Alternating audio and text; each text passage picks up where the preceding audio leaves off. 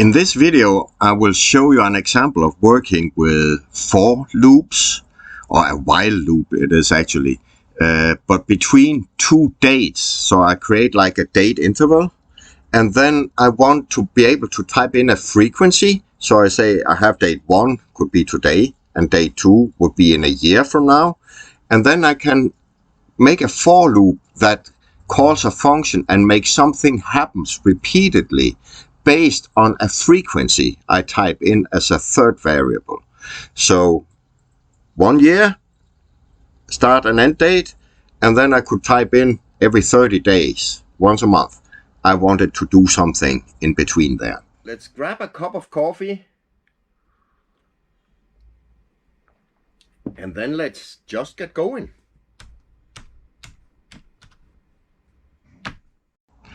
So I created a little test file here. I call it testdates.py because it's a function I'm developing here that I will use in another software, my RV cost and maintenance tracker.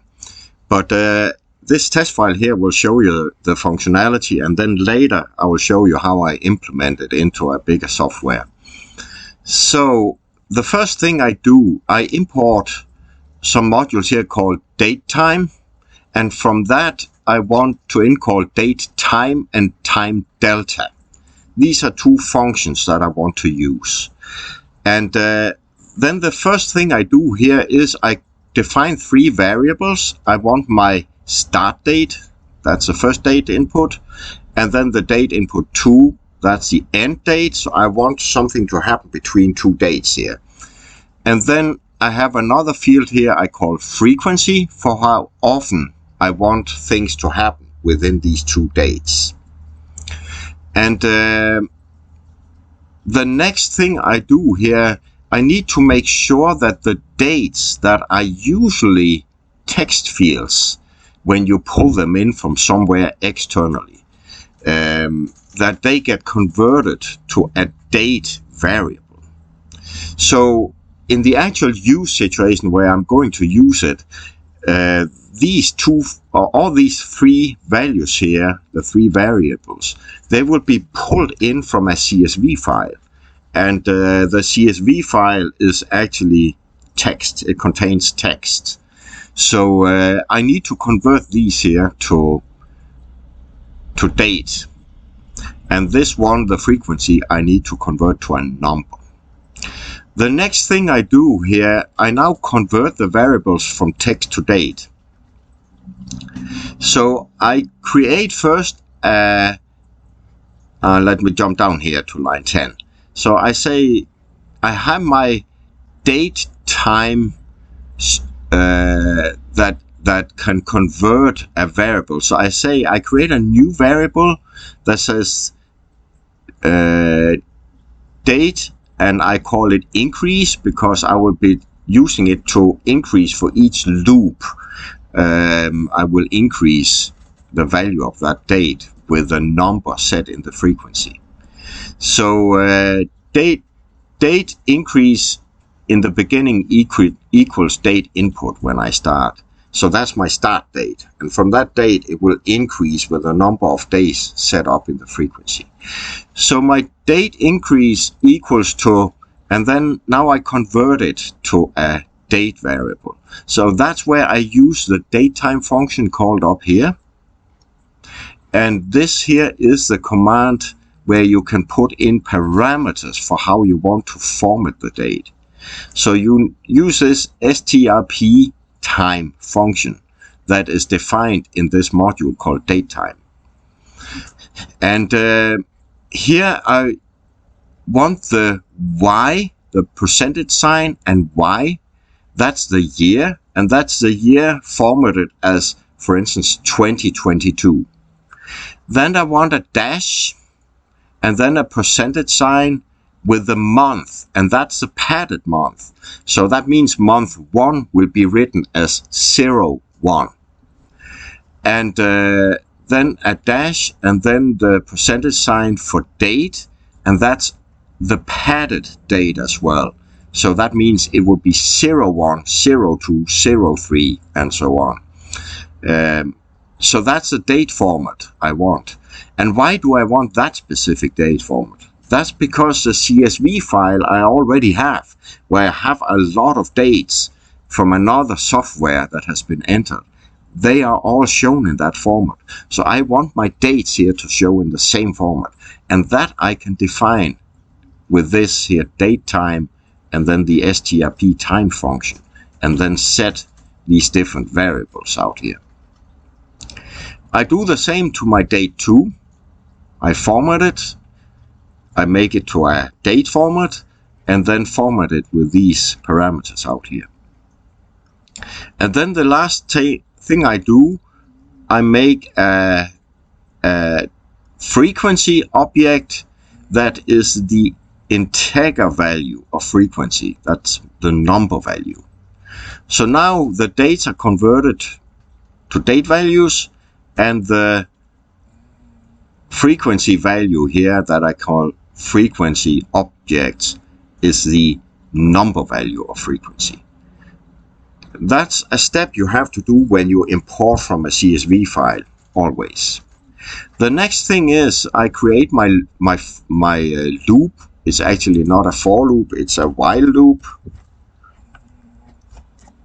I could have done this as a for loop as well, it would give the same. But I say while date increase object is smaller than or equal to my date input 2 object. And these are the ones up here that I have converted to date values. This here is something I needed in another software where I'm implementing it, because I will actually, for each loop iteration, I will print some variables into a CSV file. But here in this example, I just choose to print it. So I want to print the date object, the date increase object. That's the one that will increase, the variable that increases with the number of days defined in my frequency object. So I said date increase object equal to date increase object plus, and then it's the time delta. And the time delta is defined as days, because it's the days I want to increase in my date variable. It could be the year, it could be the date, or it could be the day. But it's the days I want to increase with a number set in my frequency. And then I set it to the integer value of frequency. And that's important, it's the integer value of frequency, else it won't work. And when I do all this here and I try to run it, look what happens. Then down here you can see I get all my dates. So from the start date I chose up here, it will now, with a frequency of every 14 days, write out a new date. So that's what my for loop does.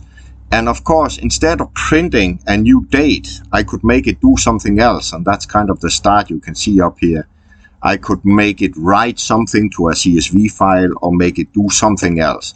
Here in the example, I just made it write a new date on the screen. So let me just give you a screen window here where you can see the entire code, in case you want to try this out yourself. And let me just show you how I'm implementing this into a real-life project and what it's going to be used for. So I'm building this cost and maintenance tracker for having an RV, and I want to keep track of all my maintenance tasks and my total cost of RVing. And you have planned maintenance that are scheduled on a certain frequency, and then you have unplanned maintenance, like if something breaks down. But for the planned maintenance, I want to go in here and say register a maintenance task. So register maintenance. And for registering a new maintenance task that is a planned maintenance, I want to click this button here, create a new maintenance type. And when I create a new maintenance type, I get this window here. And I can say I want my planned maintenance to start March 22nd in 2022 And now let me select the year. Say I want to go 2022, and we can say we go till the 31st of December in 2022. So that's the rest of the year. And I want so that there's a certain maintenance task, and that could be check tire pressure.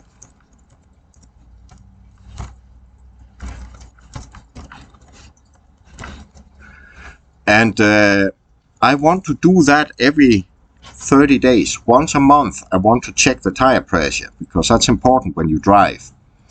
And then I say submit. And when I say submit, I wanted to do two things. Behind this here, I have two CSV files. And these CSV files, they store my data. So I submit and I write data when I click submit here to a CSV file. And I will make another video showing how to submit data from a form like this into a CSV file. But for now, we are more focused on the while loop that does something here. So I have two dates now here. I have my first date up here, and I have my second date here. So that's a start date for my preventive maintenance task, and this is the end date. And I give a frequency as a third parameter. So within these two start and end date, I wanted to, by every 30 days, to create a new maintenance task and store it in a file. So basically I want two things, because I want the maintenance category of checking tires to be created, and then I want in my other file, so I am submitting data to two CSV files, one for the maintenance types and then one for the actually scheduled maintenance tasks. For every 30 days in that data interval, I wanted to create a new maintenance task for me. So now I click submit here. And now that's done.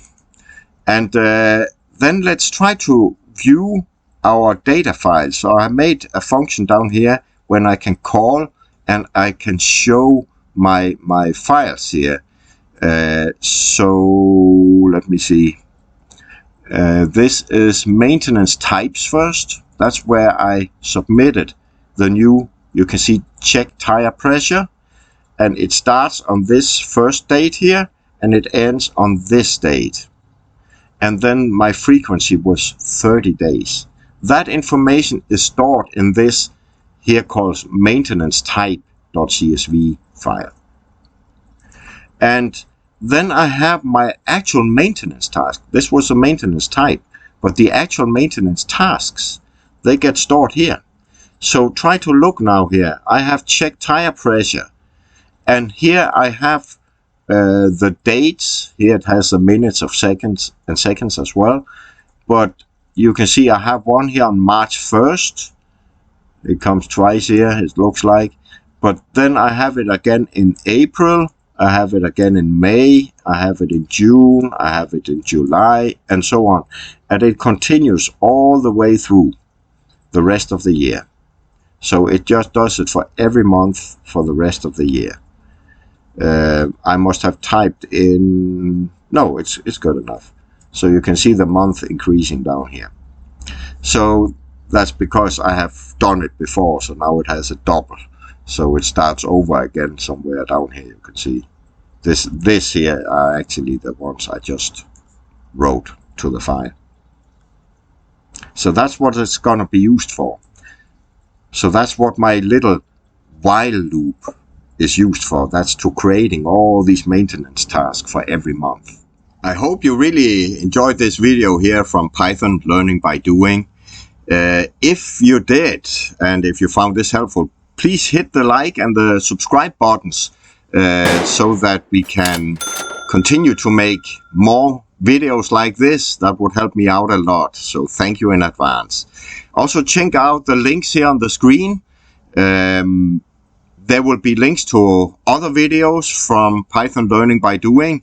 And I can promise you there will be a lot of good tips and tricks for how to improve your programming skills. Thank you for watching.